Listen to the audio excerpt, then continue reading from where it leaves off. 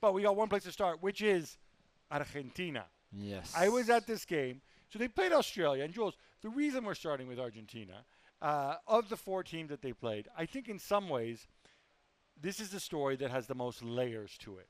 France and England not really been tested up to this stage, arguably, I think, right? But I think with Argentina, I think they've had the tests. They've had Against the questions. Well, they lost against Saudi Arabia. Yeah, but that was right? not really a test. But I think there's doubts around them. And I want to talk about that. And I want to talk about, because you played Australia, who you had said, this is the worst team in the tournament early on. I don't know if you still believe Australia are the worst team in the tournament. They're just not a good team. They're just not a good team. Okay. So bearing that in mind, here I am. I'm at Argentina against Australia. Everything is going swimmingly for Argentina, right? There's no Di Maria, but that's okay because, he goes with Papa, who's not great, but still. They're 2-0 up. They're cruising. And then, boom. 75 minutes. Shot from, I forget who it was. Goodwin. From Craig Goodwin, that's right. Ball caroms off of Enzo Fernandez's back, loops over, and it's 2-1.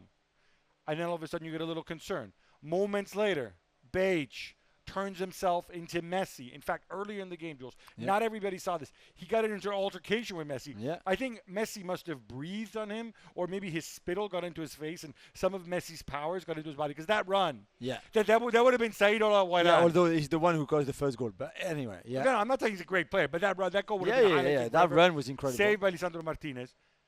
And I'm thinking to myself, wait, you're Argentina. How are you nearly throwing this away?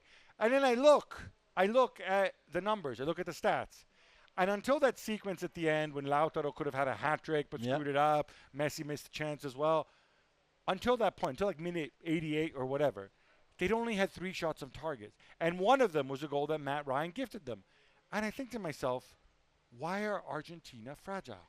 Yeah, they had only 1 shot on target in the first half, I think. That was the Messi goal that he took really well. He scored hundreds like that. It was his 1,000th game, of course, very special. First ever goal in the knockout phase of a World Cup. Yeah, he never scored before in the knockout stage, as you said. That was his 789th goal or something, many. But this is a team that struggled to break other teams down because apart from Messi, there's a lack of creativity, there's a lack of intensity in how they play. They don't use their fullbacks really. I know Acuna can go forward. And Molina, I guess, to a certain extent, but I think they lack that kind of touch up front. It was really interesting and really kind of evident, even in this game, in some ways, even more than against the Poland game. So there was no Di Maria who would have provided a little bit of creativity, I assume. But let's break this down for people who don't really understand football. There's only so many ways you're going to score, right? You either score because you have because either you press high and you win the ball high up the pitch and score in transition. Argentina don't press. They can't press because Messi's there and they have other players who are just not suited to pressing, right? We agree on that. Yeah. You score because you have a center forward who holds up the ball, who can be a target man, receive crosses, lay people. All right, they don't have that. No. So they're not going to score that way. You can score through patterns of play. They don't have patterns of play. They can't have patterns of play because you don't ever know where Messi is. Yeah. And everybody has to continually adjust. The only way they can win is if Messi does something special. And maybe that's enough to win the World Cup. Maybe it's enough. Or if you get a one-on-one, right? So running at an opponent, you create an overload or so on. But one-on-ones. Papu, I think, theoretically was supposed to perceive that. Papu's had a horrible tournament. That's why he was starting. Scaloni even tried to adjust it. He moved to back 3 really early in the second half. Too early. I see. It's funny because I always say next to our colleague, Damian Di Donato from Argentina, and he said, maybe it's too early to try to put the game to sleep. Definitely. I didn't see it as a defensive move. I saw it as a move to release the fullbacks further up the pitch and try to maybe stretch them, try to get something different. Because they simply weren't creating any chances. But they didn't create much when they went to back. No, it didn't work. So I think it was a defensive move because I know that they've got a thin margin. Of all the teams left in this competition, they're the ones with the smallest margin over opponents. And Emi Martinez said it at the end of the game. He said, Messi is 99.9% of this team. And he's the only one who can do something. He's the only one who can win them. Be like this. Remember the whole Messi dependencia and stuff? They supposedly wean themselves off that. I know, but it's a fact. They might be more balanced. They might be more solid defensively to form a generation. But Scaloni said yesterday, this is the best performance by Messi since he took charge. And I think that says a lot. And I thought Messi was outstanding, to be fair. But I just don't know how far you can go just with him creating, just with him scoring, just with him doing something special, doing a bit of magic. Because the others might be the supporting cast, and they very much are. De Paul is, Enzo is, McAllister is, and I love McAllister, and I think, you know, he was inspired on the first goal, and he compensates where everybody else moves, especially Messi, and you need that. That's great. But Alvarez doesn't do enough, and they don't create enough really for him either, and he's too isolated. And then whether it's Papu or Di Maria or whoever else, it's too lightweight. I think they need that creativity. They need. I mean, look. But who can provide that? You can. Well, I think, and I know, like, it's anathema. You know, the idea is that Dybala and Messi can't both play at the same time. I don't. You know my thoughts on Dybala. But if you're going to go out there and say we're going to win this through tight defending and moments, right? Mm-hmm. Messi's going to provide most of those moments. Who else can provide me those moments? Papu in theory, but then he hasn't. He's been terrible in the games that he's played. Lautaro needs to play with somebody. And obviously his head's not really right in this tournament. Maybe use him late in the game. Why not go to Dybala? Why not go to Correa? Why not try these other guys? Because you can't rely only on Messi. But Dybala hasn't played a single minute in this tournament. He's not going to start in the quarterfinals. I'm not saying he should start. I'm saying maybe we should see him at some point. Yeah, but I think if Scaloni thought that Dybala could bring something to this team, he would have brought him on already. I think this is going to be the same 11 against the Dutch.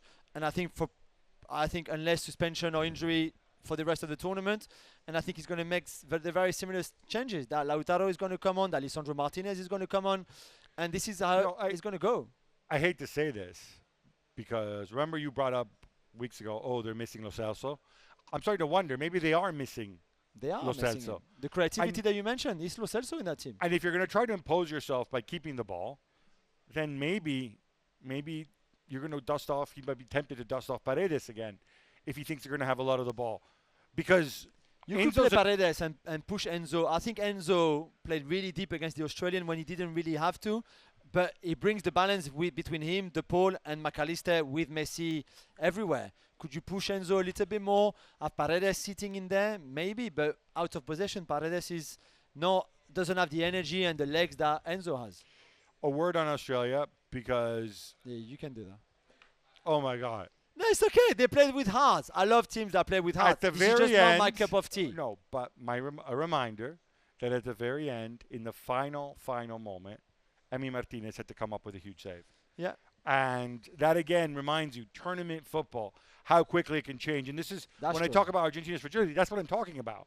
You can't rely on Emi Martinez making a tremendous save. Off this kid, this 18-year-old who's going to Newcastle. Yeah. Who's it, like, he's got like 3 caps or whatever. Yeah. I mean, you can't. This is Australia. You look at those people. It shouldn't be that hard to beat them. 100%. I mean, honestly, other than Lecky and Moy, I think most people hadn't even heard of and Matt Ryan, who of course gifted them the goal. Yeah.